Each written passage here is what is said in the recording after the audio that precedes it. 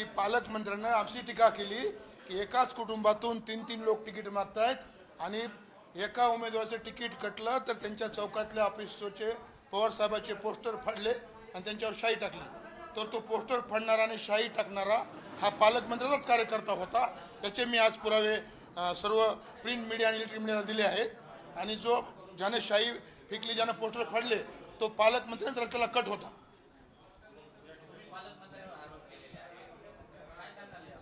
पालकमंत्र्यावर आरोप करायला स्पष्ट तुम्हाला सगळ्यांना माहिती आहे। पालकमंत्री वागतात तसं सर्व घरातच त्यांना पाहिजे, जिल्हा परिषद, आमदारकी, खासदारकी, नगरपालिका, त्यांना सर्व त्यांना स्वतःला पाहिजे। त्यासाठी आरोप करण्याचा पण जी समोरची स्थिती आहे, परिस्थिती, वस्तुस्थिती जी आहे ती मी मीडियासमोर मांडली। सत्तेचा 100% दुरुपयोग ह्या बीड जिल्हा आणि परळी मतदारसंघात होत आहे। हे तुम्हाला वारंवार मी दाखवलेलं आहे, पेपरवर दाखवले।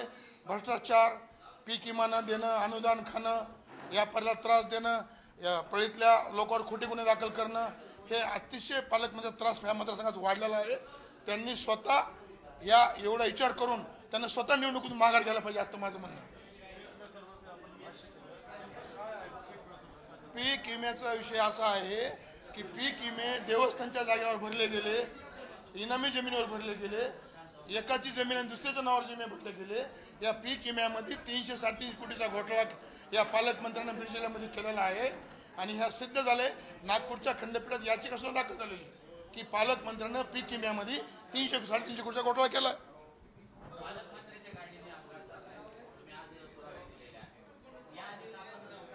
याआधी सुद्धा मी पेपरला बातम्या दिल्या, याआधी सुद्धा मी चौकशी करावं म्हणून सीबीआयला मागणी केली आहे की हे 4 वाजताची घटना घडली ती कोणाच्या गाडीने घडली, ती गाडी कोण चालवत होतं, याची चौकशीची मागणी केली मी।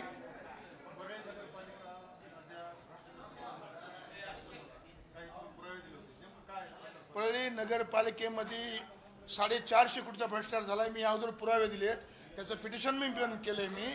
तर मी याच परळीच्या जनतेला आता उद्याच्याला जसे नगरपालिका इलेक्शन लागतील त्यास आमचा पक्ष शरदचंद्र पवार राष्ट्रवादी काँग्रेस परळीची नगरपालिका ताकदीने लढेल आणि त्या टायमाला यांच्या भ्रष्टाचार सगळे करून आम्ही एक त्याची श्वेतपत्रिका काढून ज्यांना भ्रष्टाचार केला त्यांच्यावर गुन्हे दाखल करण्याचं काम करू।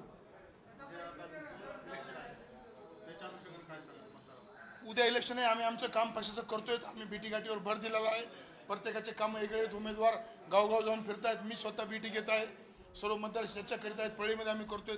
सगळी आमची यंत्रणा सज्ज, बूथ योजना हे ते आम्ही सगळं केलेलं आहे। उद्या 20 तारखेला मतदान घेण्यासाठी आम्ही तयार आहे।